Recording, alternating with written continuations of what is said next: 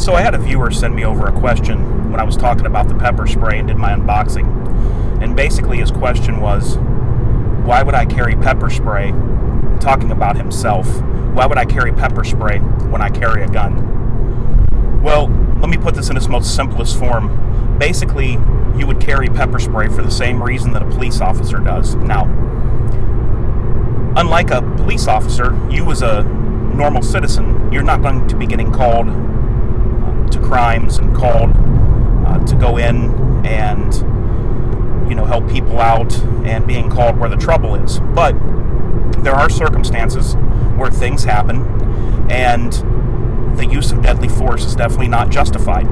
So let me explain a couple of these. I'll give you a couple good examples of where pepper spray could be used.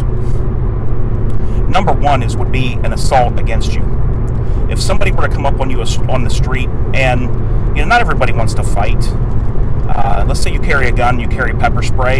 You don't necessarily want to get into a fight with somebody and end up on the ground and your gun show and then somebody take your gun. So let's just say that the man's much bigger than you or whatever.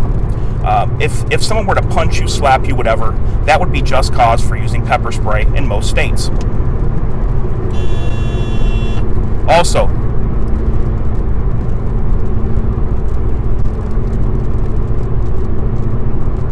there's a lot of stuff going on with road rage nowadays. I've seen road rage happen to people that didn't even have any idea why the road rage was happening. They just end up stopped somewhere, somebody gets out of another car and they come up to them going crazy. Now, if you're in a long line of backed up traffic and you can't move, somebody comes up to you, empty hands, but they're out of control, and you're in your car, you cannot pull a firearm on that person because there is no threat of serious bodily harm or death. Now, if it escalates to the point to where the person's reaching in your vehicle at you, you can then pepper spray that person, especially in a state that has castle doctrine that extends to your car. Number one, you're at a big disadvantage because you're sitting down and he's at the door. He has advantage over you, even though you could be much stronger and much bigger because you're in a seated position. So using pepper spray at that point, with somebody reaching into your vehicle and you can't pull away because they have road rage, you could use pepper spray. The difference between pepper spray and deadly force is that deadly force requires serious bodily injury or death. Pepper spray requires a strong fear of your personal safety. And there's a big, big, thick line between those two. Serious bodily injury or death means if a guy comes at me with a machete, I may not die, but I may lose a hand, I may lose an arm, I may get a big slash and bleed a lot. That's serious bodily injury. Or death. He could kill you with a machete. Somebody coming at you with their fist necessarily doesn't constitute deadly force unless you're an elderly or a woman or something like that. So those are just a couple examples of when pepper spray would come in handy for you. Now, I'm not telling everybody out there to carry pepper spray.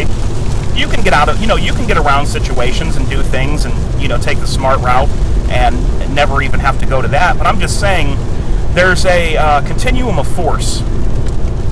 Okay, now this is real big in the law enforcement world, but it also can apply to normal citizens as well. Like Massad Ayoob said, if you're being accosted by two men on the street, very, very tricky, and you feel you're threatened, it's a very, very tricky situation if you were to pull your firearm. If there were three men on the street, now you have a case. Keep that in mind. There's things where pepper spray could come in handy for you, where you know that you just can't pull a firearm and be justified. You wouldn't win in court. Even to brandish a firearm. Somebody road raging comes up to you, you brandish a firearm, you could end up being the one in cuffs. So there's just a couple of reasons. Like I said, most people I know that are normal citizens in my life, they don't carry pepper spray.